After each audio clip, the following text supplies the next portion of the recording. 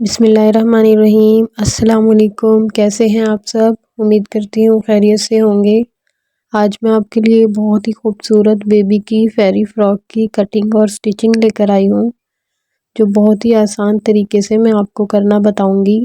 दिखने में जितनी ही खूबसूरत है हमारी फ़्रॉक, उतना ही इसको बनाना आसान है। तो चलिए कटिंग स्टार्ट करते हैं इसकी। इसके लिए हम ऊपर से इसका 3.5 इंच पे निशान लगाएंगे और साइड से भी इसी तरह से लगाएंगे। ये मैंने एक चौकोर पीस कट किया था, इसको ट्रायंगल की शेप में मैंने 4 फोल्ड किया है और इस तरह से इसको प्रेस करके इसकी तह को बिठा लिया था। अब लेंथ में भी इसकी हम निशान लगाएंगे। 12.5 इंच लेंथ आ रही है, तो पूरा हम इसी तरह से 12.5 पे निशान लगाएंगे। इस तरह से इस साइड पे भी इसी तरह से लगाएंगे। इस तरह से अब जैसे हमने ऊपर वाले निशान को गोलाई में शेप दी है, इसी तरह से इस निशान को भी, नीचे वाले को भी आपस में मिलाएंगे और गोल शेप दे देंगे इस तरह से। अब इसकी कटिंग कर लेंगे। ये देखें, ये 4 फोल्ड है कपड़ा। इस तरह से कटिंग कर लेंगे, ऊपर से भी कटिंग कर लेंगे। ये देखिए, हमारी अंदर से घघरी जो है वो बनकर तैयार हो गई है। कमर की हमारी फिटिंग 12 इंच है, तो हमने इसको 12 इंच के हिसाब से कटिंग किया है। ये देखें, बिल्कुल तैयार 12 इंच आ रहा है हमारा। आपकी बच्ची का जो मेजरमेंट हो आप उसके हिसाब से कटिंग कर सकते हैं। इसके साथ मैंने एक और पीस कटिंग किया है जो इससे 3.5 इंच छोटा है, तो हमें 2 पीस अंदर अटैच करने हैं। इसकी पेटी की कटिंग कर लेते हैं हम। पेटी की लेंथ हमें 9 इंच तैयार रखनी है, तो हम 10 इंच पे निशान लगाएंगे। तीरा हमें 11 इंच रखना है तैयार, तो 11 का हाफ जो है वो 5.5 बनता है, तो हम 6 इंच पे निशान लगाएंगे। निशान को सीधा कर लेंगे इस तरह से। 2.5 इंच का हम गले का निशान लगाएंगे और यहाँ से आधा इंच निशान लगाएंगे और इस निशान को आपस में मिलाएंगे, तिरछी लाइन बना लेंगे। अब यहाँ से हम 5 इंच पे निशान लगाएंगे और इसको राउंड शेप दे देंगे। अब कटिंग कर लेंगे। ये फ्रॉक मैं 3-3.5 साल की बच्ची के लिए बना रही हूँ। आपकी बच्ची का जितना नाप हो, जो मेजरमेंट हो, आप उसके हिसाब से इसको कटिंग कीजिएगा। कमर हम 12 इंच रख रहे हैं, तो मैंने 13 इंच रखा है। 1-1 इंच मैंने मार्जिन रखा है सिलाई के लिए। ये देखें, अब नीचे से इसको हम अलग कर लेंगे और जो फ्रंट वाला पार्ट है हमारा, उसकी हम आगे से थोड़ी सी कटिंग करेंगे और मज़ीद तकरीबन आधा इंच हम बस इसको थोड़ी सी शेप दे देंगे, जिससे कि है फिटिंग बहुत अच्छी आएगी।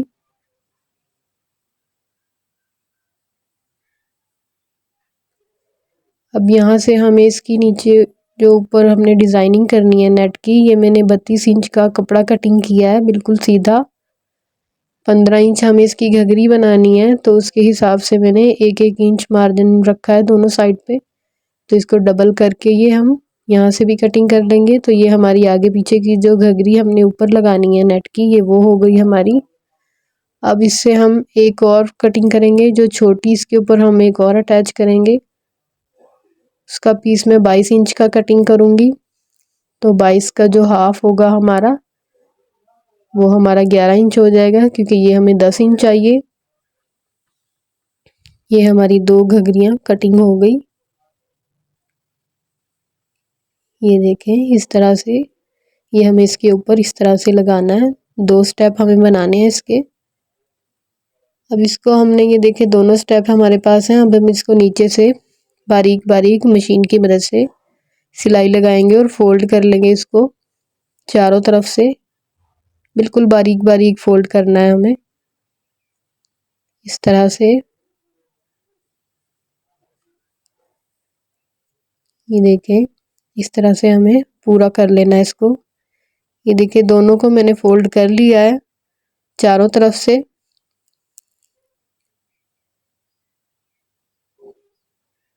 अब ये यहाँ से हम 2-2 इंच पे निशान लगाएंगे।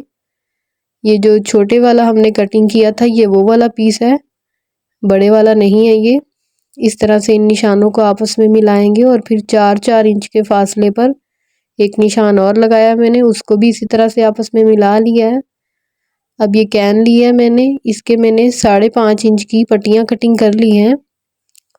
जितना भी इसका अर्ज था उसके हिसाब से ये मैंने पूरी रखी हैं। तो ये 4 पट्टियाँ हैं मेरे पास, चारों को आपस में जोड़ लेंगे। अब यहाँ से हमें रखना है इस निशान के ऊपर और इस तरह से छोटे छोटे प्लेट्स हमें डालते जाना है और सिलाई लगाती जाना है। प्लेट्स हमें बिल्कुल बराबर डालने हैं, कहीं से ज़्यादा कहीं से कम नहीं डालने, और इसी तरह से निशान के ऊपर ऊपर सिलाई लगाते जाना है। ये देखिए, अब दूसरा स्टेप भी हम इसी तरह से लगा लेंगे, इसको भी इसी तरह से। ये देखिए दोनों स्टेप हमारे बन चुके हैं। अब जो दूसरे वाला हमारा पार्ट था इसको इसके ऊपर रखेंगे और इसको सेंटर से हम सिलाई लगाकर आपस में अटैच कर लेंगे। यहाँ से देखिए इस तरह से दोनों कपड़ों को बिल्कुल बराबर रखना है आपने, किसी को भी खींचना नहीं है, क्योंकि ये हमने एक ही जैसा कटिंग किया है बिल्कुल, तो ये आपको मसला नहीं होगा कि कोई छोटा या बड़ा हो जाए, ये बराबर ही आएंगे दोनों। बस आप इनको एक बार सेट करके रख लीजिएगा।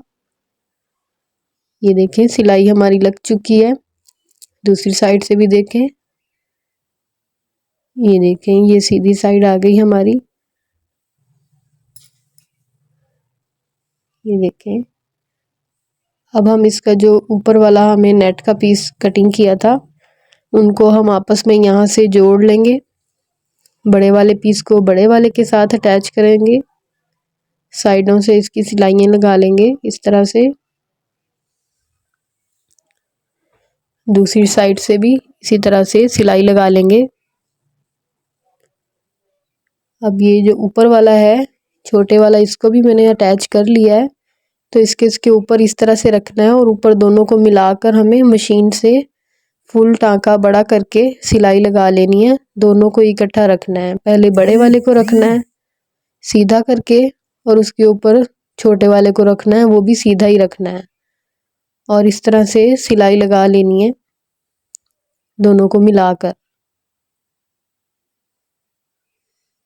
चारों तरफ इसके हमें सिलाई लगानी है।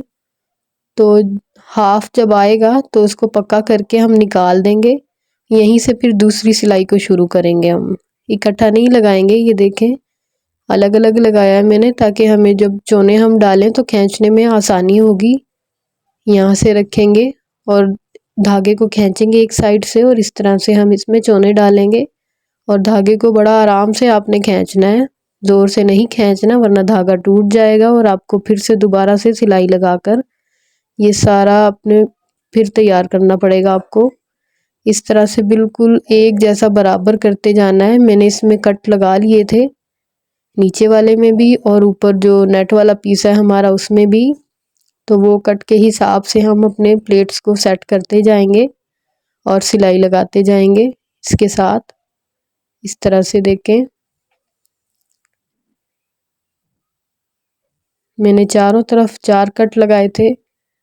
आप इसको पिनअप भी कर सकते हैं अगर आपको इस तरह से मुश्किल हो, लेकिन बड़ा आसान है करना, आसानी से हो जाएगा। ये देखें सारे प्लेट्स इसी तरह से सेट करते हुए हमने इसके ऊपर सिलाई लगा ली है। अब इन धागों को भी कटिंग कर देंगे। ये देखें कितने अच्छे से हमारा ऊपर से ये एक साथ बनकर तैयार हुआ है, कैन की वजह से कितना खूबसूरत भी लग रहा है। ये देखें अब हम इसकी पेटी तैयार कर लेंगे। पेटी के लिए मैंने ऊपर की नेट को भी कटिंग कर लिया था। अब इनको आपस में मिलाकर चारों तरफ से जोड़ लेंगे इनको सिलाई लगाकर। ये देखें सिलाई लगा लिया मैंने। अब इसके गले की हम कटिंग कर लेंगे। चौड़ाई मैंने इसकी 2.5 इंच रखी है और लेंथ इसकी 3 इंच। अब इसको इस तरह से राउंड शेप देंगे और कटिंग कर लेंगे इस तरह से। अब इसकी बैक की भी कटिंग करेंगे। बस हल्की सी शेप देनी है बैक की, ज़्यादा नहीं देनी, बस 1.5 इंच पे निशान लगाएंगे और इसको हल्का सा कटिंग करेंगे पीछे से। अब यहाँ पे बैक पे हम ज़िप लगाएंगे, तो जितनी हमारी ज़िप की लेंथ है उस हिसाब से हमें निशान लगा लेना है। उस निशान तक ही हमें सिलाई लगानी है। अब नीचे एक पट्टी रखेंगे कपड़े की और सिलाई लगाएंगे। सिलाई का मार्जिन जो सेंटर से हमें रखना है वो दोनों साइड से एक पैर का होना चाहिए, बस उससे ज़्यादा नहीं होना चाहिए। अब सेंटर से इसको कट कर लेंगे और पलट के हाथ की मदद से इसको अच्छे से बिठा लेंगे। ये कतान का कपड़ा है जो हमने लाइनिंग में इस्तेमाल किया है, तो ये बड़ा अच्छे से बैठ जाता है हाथ की मदद से ही। अब जिप को रखेंगे अंदर और इस साइड से बिल्कुल किनारी किनारी पे सिलाई लगाएंगे हम। बिल्कुल इसकी किनारी पे सिलाई लगानी है। यहाँ से अब हम इस कपड़े को आगे की तरफ थोड़ा सा करेंगे और यहाँ से हम सिलाई लगाएंगे। कपड़ा हमारा एक पैर की सिलाई पे आ रहा है, लेकिन नीचे जिप पे इस साइड पे भी बिल्कुल किनारी पे ही सिलाई आ रही है, क्योंकि हमने कपड़े को बढ़ा के सिलाई लगाई है इस साइड से। तो जब हम जिप को बंद करेंगे तो कपड़ा ऊपर आ जाएगा और जिप हमारी नज़र नहीं आएगी। ये देखें इस तरह से। अब ये अंदर की साइड पे जो कपड़ा है उसको जिप की तरफ इस तरह से फोल्ड करेंगे और सिलाई लगा देंगे इसकी चारों तरफ से। इससे क्या होगा कि कपड़े के धागे भी नहीं निकलेंगे और जो जिप है अंदर की साइड पे वो जब बच्चे पहनते हैं तो उन्हें चुभेगी नहीं, वो इजी रहेंगे। अब यहाँ पर हम एक बुकरम का पीस लेंगे और उस पर हम एक गले की कटिंग करेंगे, जिसकी चौड़ाई मैंने 3.25 इंच रखी है यहाँ से और लंबाई 3.5 इंच है। अब इस तरह से निशान लगाएंगे नीचे से भी और ऊपर से भी, इसको आपस में मिला लेंगे इस तरह से। यहाँ से 1 इंच पे निशान लगाकर गोल शेप देंगे इसको।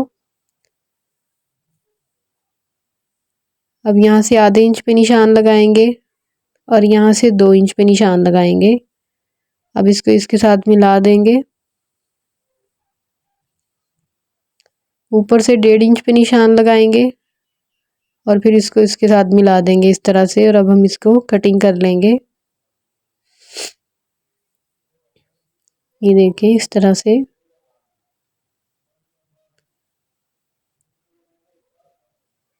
इसको अब हम कपड़े पे चिपका लेंगे। ये देखें। अब इसकी सीधी वाली जो साइड है उस पे हम नेट का पीस रखेंगे ये, और इसको सिलाई लगाएंगे, इसके साथ अटैच कर लेंगे। चारों तरफ से इसी तरह से सिलाई लगाएंगे इस तरह से। कपड़े को कटिंग कर लेंगे। अब इस तरह इसको फोल्ड करेंगे और इसकी किनारी पे सिलाई लगा लेंगे गले की।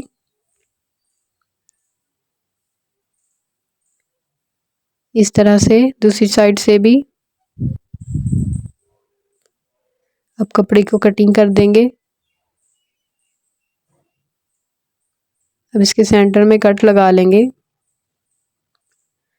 अंदर से भी हम इसी तरह से कपड़े को कटिंग कर देंगे, बस थोड़ा सा सिलाई का मार्जिन रखेंगे। मार्जिन हमें बिल्कुल एक जैसा बराबर रखना है। अब इसको पलट लेंगे और अंदर की साइड पे इस तरह से कपड़े को करते हुए यहाँ पे सिलाई लगा लेंगे इस तरह से। ये देखें। ये देखिए कितना प्यारा हमारा कॉलर तैयार हुआ है। अब मैंने दोनों के सेंटर में कट लगा लिए थे और इसको यहाँ पे रखेंगे और जो हमने सिलाई लगाई थी सेंटर में उसी के ऊपर हम ये सिलाई लगाते जाएंगे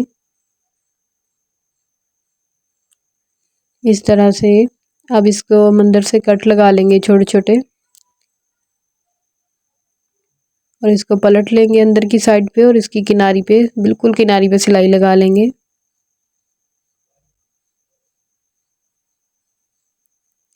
इस तरह से।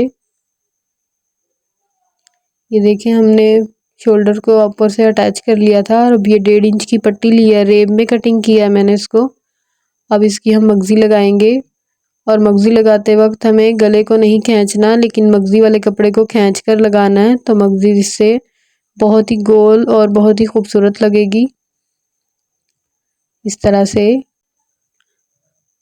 अब हम इसको यहाँ से कटिंग कर लेंगे और इस तरह से फोल्ड करेंगे इसको, कपड़े को सीधी साइड पे इस तरह से, और इसकी बिल्कुल किनारी पे सिलाई लगाएंगे इस तरह से। ये देखें, इस तरह से सिलाई लगाते जाएंगे और मगजी हमारी कितनी अच्छे से गोल होती जा रही है खुद ही। अगर हम इसको खींच कर ना लगाते तो ये इतनी गुलाई नहीं हमारी मगजी की आनी थी, तो ये खींच कर हमने लगाई है, इसी वजह से ये हमारी खुद ब खुद गोल होती जा रही है। इस साइड से भी इसी तरह से हम कोना बनाएंगे इसका इस तरह से।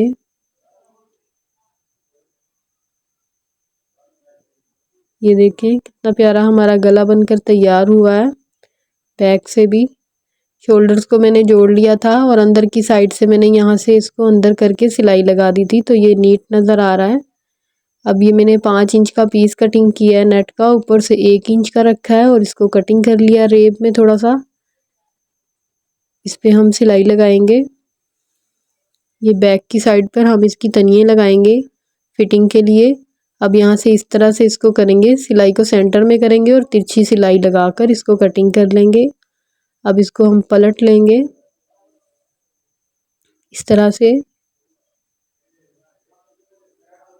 ये देखें कितनी खूबसूरत सी हमारी तनिए जो हैं बनकर तैयार हो गई हैं। अब फिटिंग की सिलाई लगा लेते हैं। बाजू आगे से 3.5 इंच रखे हैं, आप अपनी मर्जी से जितने भी रख सकते हैं, आप खुले या तंग। अब इसको हम सेंटर में रखेंगे यहाँ पे और सिलाई लगा लेंगे। ये देखें, दूसरी साइड से भी हम फिटिंग की सिलाई लगा लेंगे। ये देखें फिटिंग हमारी हो चुकी है, दोनों साइड पे तनिए भी लगा लिए हैं हमने। अब इसकी हम घघरी को इसके साथ सिलाई लगाकर अटैच करेंगे इस तरह से। निशान मैंने लगाए हुए हैं चारों तरफ, तो आप इसको पहले नाप लीजिएगा और अगर आपको मुश्किल हो ज़्यादा तो आप इसको पिन अप भी कर सकते हैं, लेकिन मैं इसी तरह से सिलाई लगा रही हूँ क्योंकि हमने दोनों चीज़ों को बराबर ही कटिंग किया है, तो वो बिल्कुल बराबर हैं, छोटा बड़ा कोई भी नहीं है पीस। लेकिन आप आसानी के लिए अपनी इसको पहले पिन अप कर लीजिएगा, फिर सिलाई लगाइएगा। कैन लगने की वजह से फ्रॉक जो है वो हमारी बहुत ज़्यादा फूल गई है, तो सिलाई आपको नज़र नहीं आ रही आगे से लगते हुए। मैंने बहुत कोशिश की कि आगे से सिलाई नज़र आए, तो वो नहीं नज़र आ पाई। ये देखें, इस तरह से पूरी पे हम सिलाई लगा लेंगे इसी तरह से। ये देखें फ़्रॉक हमारी बनकर तैयार हो चुकी है। कितनी खूबसूरत हमारी फ़्रॉक बनी है। नीचे मैंने इसको तार वाली पिको करवा ली थी। आप अपनी चॉइस के हिसाब से कुछ भी लगा सकते हैं, लेस लगा सकते हैं या कुछ और पिको करवा सकते हैं। तो वीडियो अच्छी लगी हो तो वीडियो को लाइक कीजिए, शेयर कीजिए और मेरे चैनल को सब्सक्राइब कीजिए। बेल के बटन को ज़रूर प्रेस किया करें ताकि मेरी हर आने वाली वीडियो का नोटिफिकेशन आपको मिले। मिलते हैं इंशाल्लाह अगली वीडियो में। दुआओं में याद रखिएगा। तब तक के लिए अल्लाह हाफिज़।